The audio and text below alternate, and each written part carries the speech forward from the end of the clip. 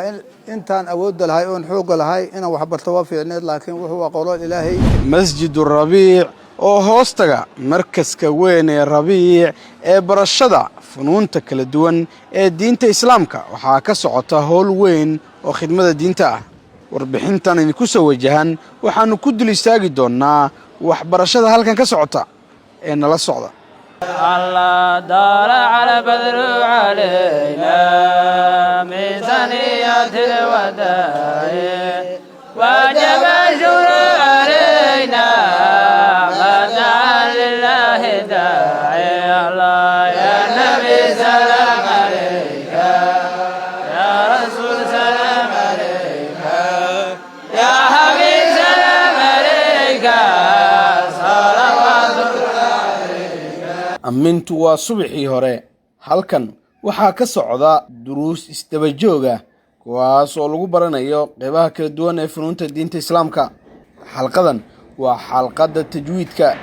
fadhakkir in nafa'at adh-dhikra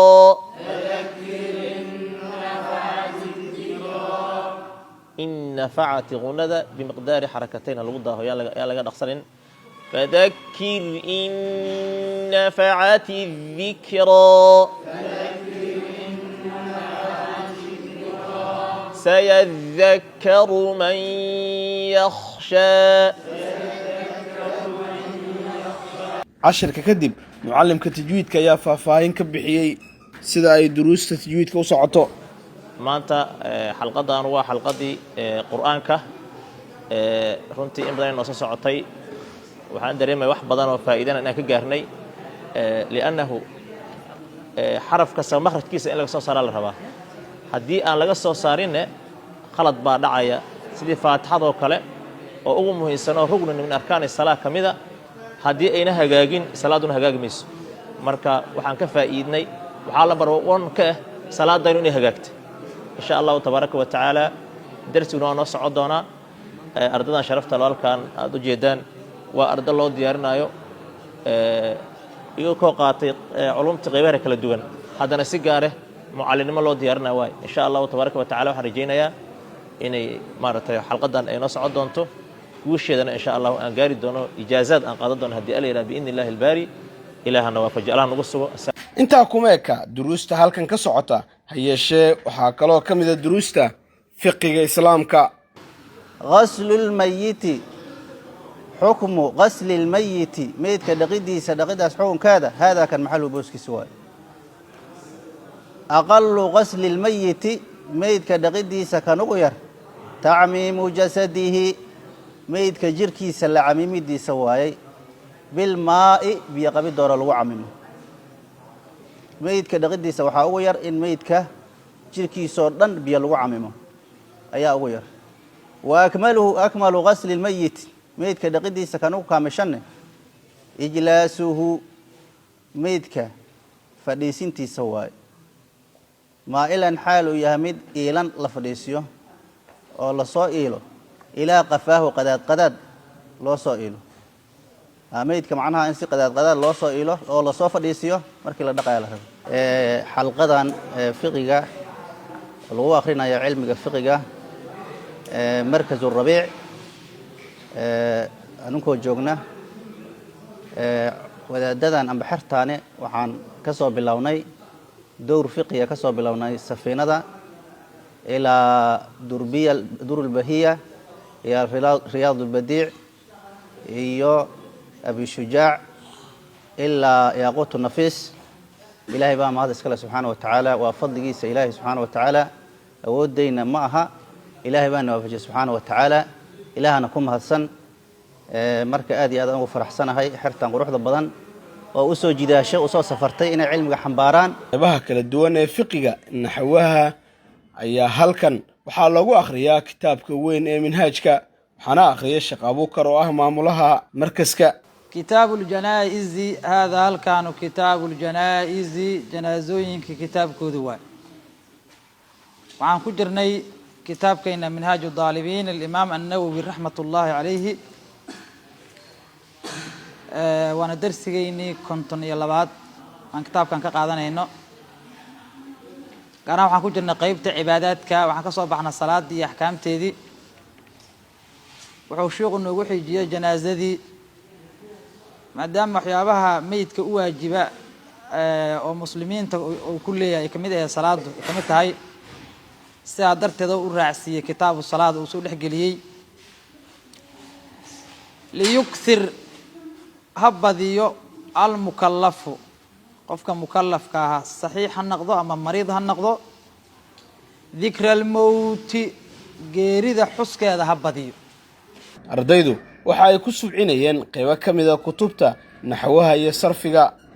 ترفع وبالواو كقول النصب فيها يا أغي بالأليم يا أخوك وأبو عمران ثم هنوك سادس الأسماء والواو والياء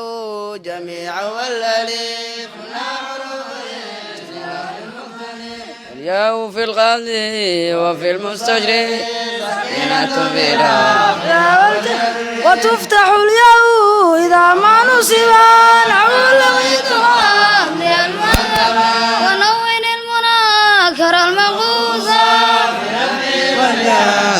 خصوصا لما الفعل يأتي بزيادة ما ولا ولا استقام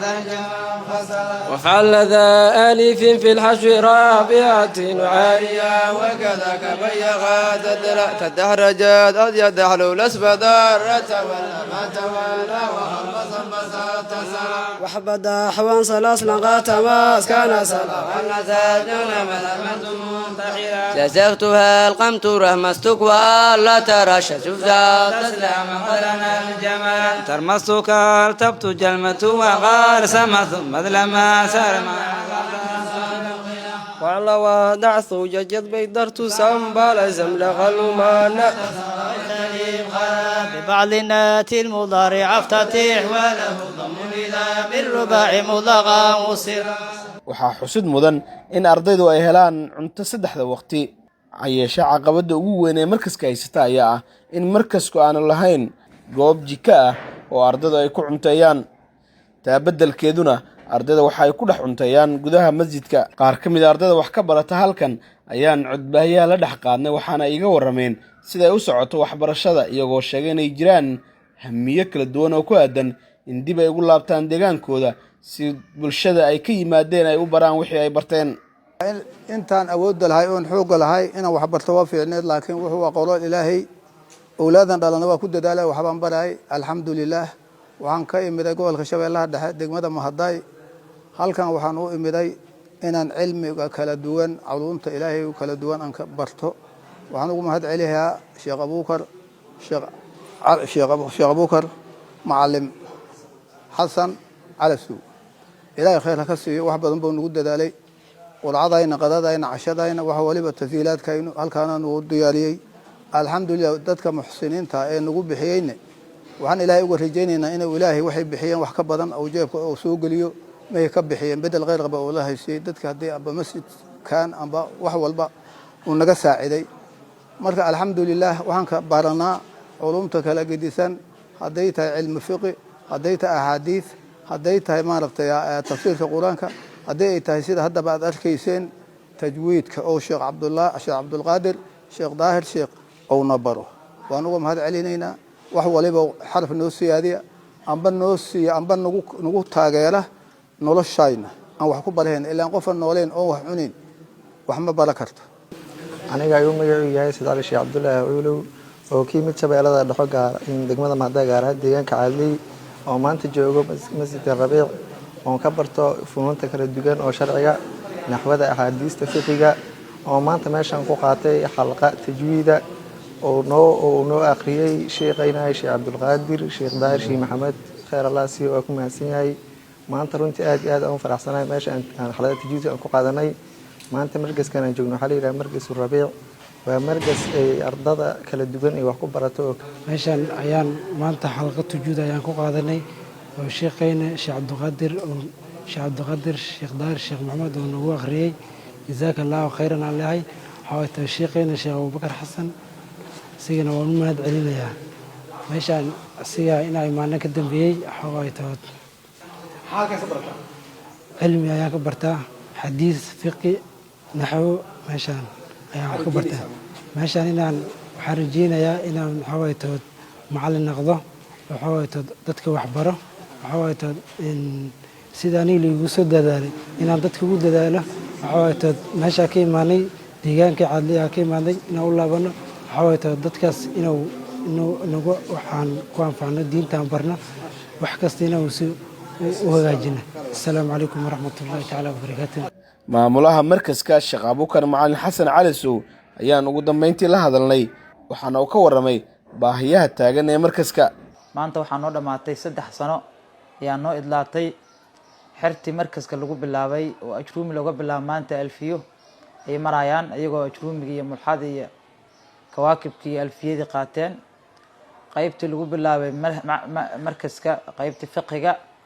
maanta safiin ayay ka bilaabeen maalinkaas maanta waxay marayaan minhaaj qoladii 40 ka bilowday xadiiska waxay marayaan riyaadu saalixiin waa qiyaasi kartaa 3 sano gudahooda intaasoo kutub runtii lagu idqaaniyey مثلا عنو جيرك أهلو بالله وصفينتي أبي شجاعي درور بهيه رياض البديعي ياقوت النفيس منهاج القويم أنوار المسالك ما أنت منهاج مرارنتي مسافة ليري صوجرين إله سبحانه وتعالى أنا ما هذا إسكاله حتى مركز القصة كتب الشريعة هذا حنو قدرنا صومالي جاي حسابته جغرافيا تاريخ ذا ساينسكا التكنولوجيا أو كمبيوتر كعقاد النوع وحرمنا systemkii 3 sano ku shaqeynay inaan ka soo gudubno kaasoo ahay in aan raashin dadka kala qorqoraynay oo qofka aan 20 la cadeeyay loor bariis aan ka codsanaynay loor sokor qofka codsanaynay 3 kartoon baas qofka codsanaynay waxaan rabnaa inaan ka gudubno xerta budgetkeeda dejino xerta markaskan hadda ku nool waa 100 ayay ku dhowdahay waxaan qiyaasnay xerowga bishii dil celceliyo wixii uu aad laba waqti cuno waxaana waa $20 waxaan ku dhaana marka waxaan u baahanaa 100 qof oo muxsiniin oo diinta Ilaahay garab istaaga oo halkii xerooba noloshiisa damaano qaada dii $20 lagu dhufto 12 bilood waa $240 qof muxsina oo diinta Ilaahay u heelan oo raba inuu Ilaahay ugu dhawaado diinta maal gelinayo aan rabnaa 100 qof oo sanad nasiisa $240 wax weyn ma ahan runtii waa arrin aad iyo aad u qiimo badan